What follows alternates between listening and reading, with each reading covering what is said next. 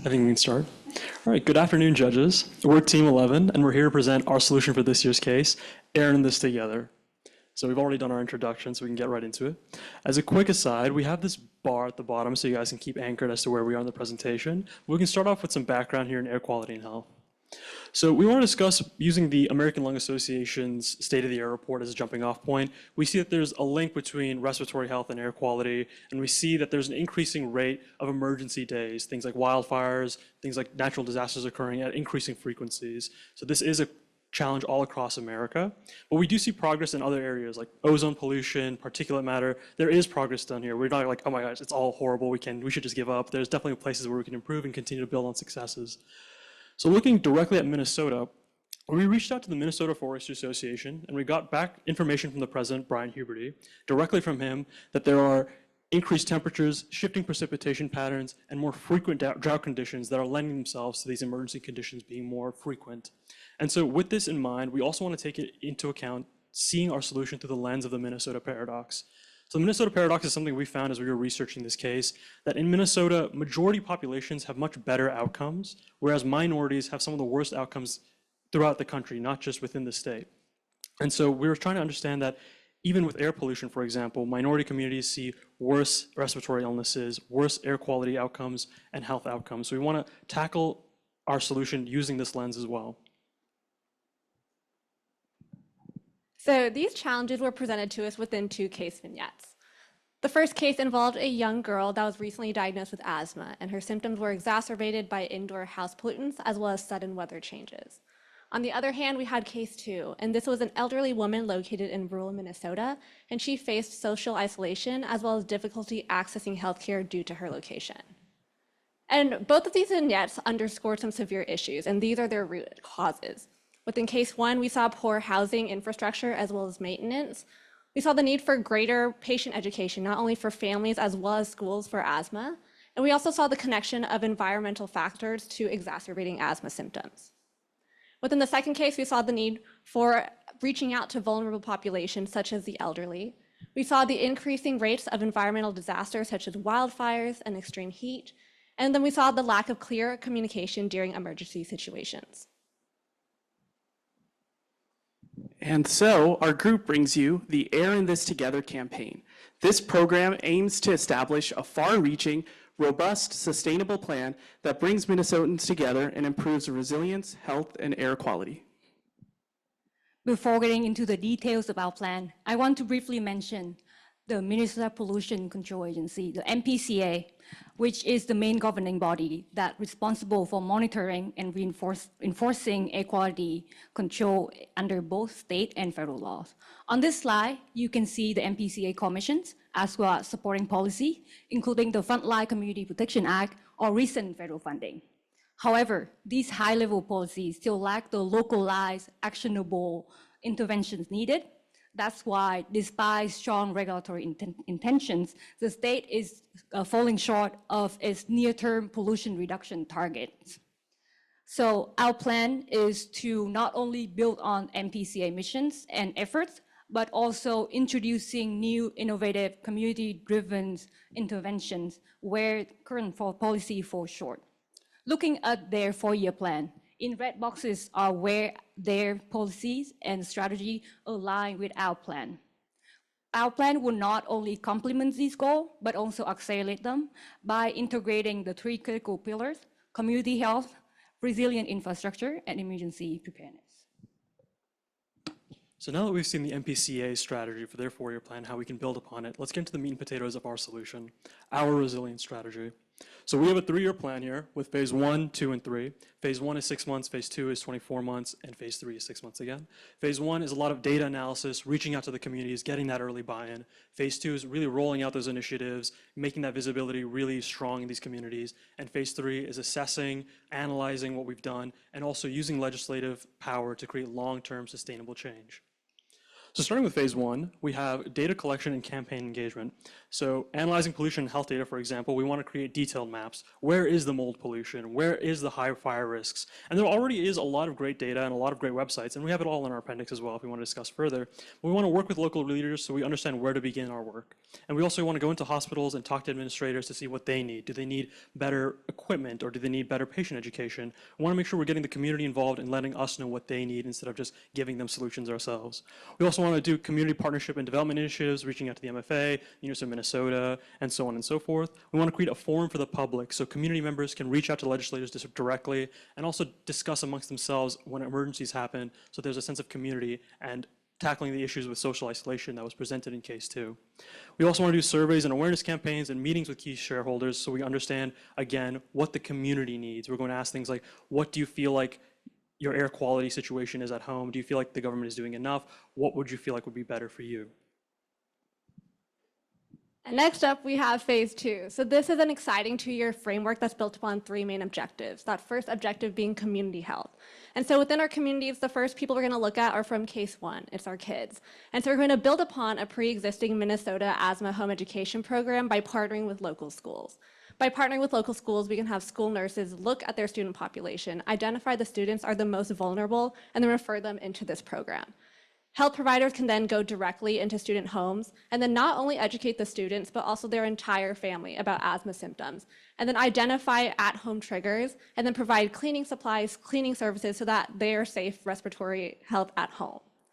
Beyond just kids, we want to look at people that may not have routine access to care. And so we're going to have monthly preventive respiratory programs. And so here we're going to have monthly screenings for respiratory diseases. We're going to evaluate how are people managing their asthma, their COPD. We're going to provide trainings on things like inhalers and spacers to make sure they're being used effectively. And then beyond just the screening, we're also going to be connecting people to long-term providers. This is just one example about how we would flesh out an aspect of phase two. And within phase two, we've modeled every single thing after a pre-existing program so that we know that it's been successful and effective in the community. For example, for this inhaler trainings, we modeled it after the University of Southern California. And we've gone into this detail about every part of phase two within the appendix, and we can also talk about it later. But we just wanted to visualize the fact that we've been through the who, the what, and the how for every part of phase two. The second objective that we have is emergency preparedness. And so for this, we're really trying to lean on our community leaders. We're trying to build a sense of culture and responsibility so that the community members want to buy into this. And so with this, we're going to have community-led emergency workshops. And so here we're going to be distributing supplies, things like N95 masks, first aid kits. We're going to think about our elderly woman in case two, and we're going to think about the fact that she had very age-specific concerns. And so we're going to have forums that are separated by age, so people can ask experts, what can I do in this? What can I do in a poor air quality situation? What is safe for me to do? And provide very targeted information for people depending on their age. These workshops are also an opportunity for policy. So policy is something that takes a long time to implement and build. And Licket's going to talk more about policy within phase three. But bringing legislators into these workshops and having them being able to sit down and talk directly to constituents and understand what do they want to see from the government, what do they need to feel safe, is a great opportunity to build policy. And once again, this is just a flourished out plan for supply distribution that's modeled after the city of Portland. And the last objective is infrastructure. And so within urban areas, on the right side, you can see transportation. And this is the highest contributor to air pollution within Minnesota. And so transportation is something you see every single day when you're going to school, when you're going to work. And so with this, we're going to implement the installation of HEPA filters within schools and workplaces so that people's daily respiratory health is improved. Additionally, we're going to be incentivizing green transportation technology in spaces. And not to forget our friends that are living in rural Minnesota, we also want to have mobile clinics that go around every single month on a routine basis. And then between those appointments for the mobile clinics, we're going to connect people to telehealth opportunities so that they still have care. And one more time, this is just an example of school infrastructure implementing HEPA filters that's modeled after the University of Colorado Boulder. Now, moving on to phase three. Phase three is divided into 2 buckets. The first bucket is quality improvement plan, where we're really trying to see and asking ourselves, is what we're doing working? And so we have a couple of options here that we're looking at. The first is to make sure that we're analyzing trends within the hospital in an interprofessional manner, doing a retrospective chart review to really see if there's a decrease in the number of pollution-related complaints that are presenting, such as asthma exacerbation or the like.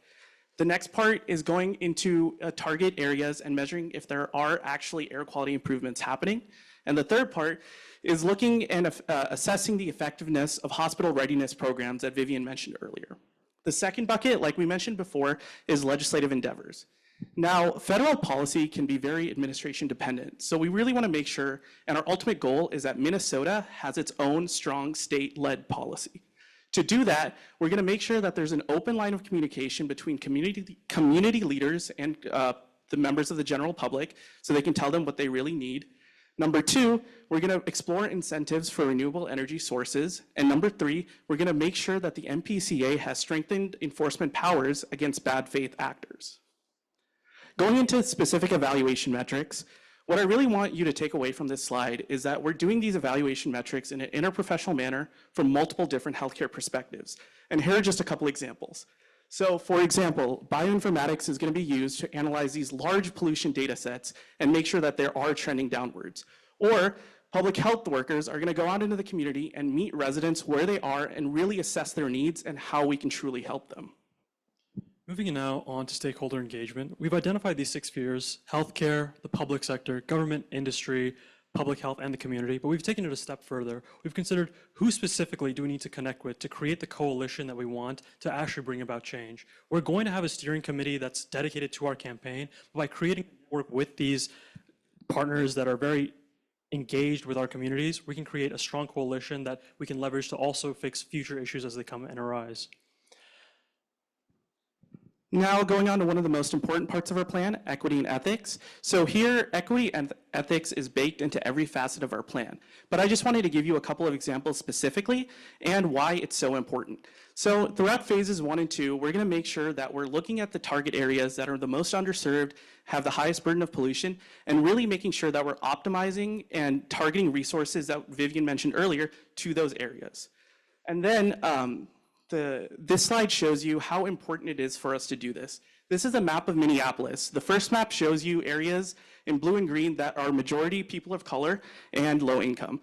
And then the map on the side shows you worse air quality with the darker purple. So this really shows you like the systemic harms that are happening in the area of Minneapolis, where these areas have worse air quality, and why it's so important to approach this case from a culturally competent perspective. And then finally, I just want to mention the Frontline Communities Protection Act and how we're going to leverage existing rulemaking process and help empower community members. So the MPCA is required to identify areas with the highest pollution burden by factors such as ethnicity, race, income, et cetera.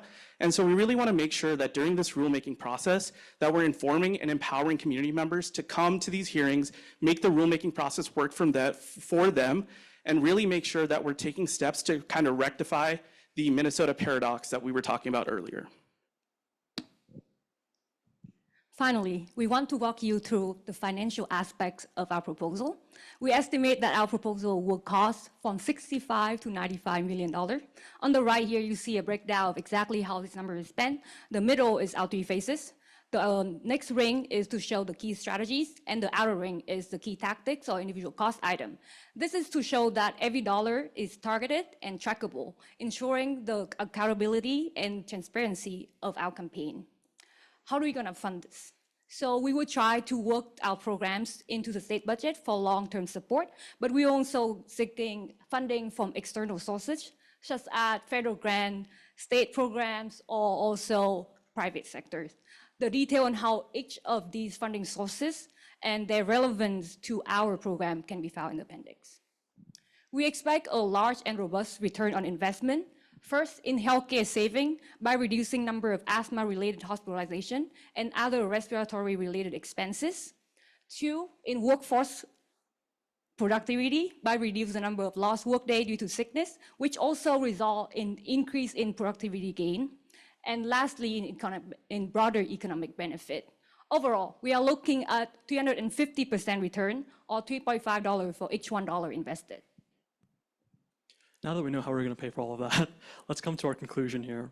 So we're creating a multi-layered approach to this solution. We want to create resilient communities, resilient infrastructure, climate adaptation, and planetary health with long-term sustainable change. We understand if we want to make this plan work, we need to have buy-in from everyone in Minnesota, down from students all the way up to the experts and legislators that lead all the work that Minnesota is doing here. We want to create a plan that everyone feels like they're a part of, that we feel like we're all airing this together. But yeah, thank you so much for listening, and we'd love to answer your questions.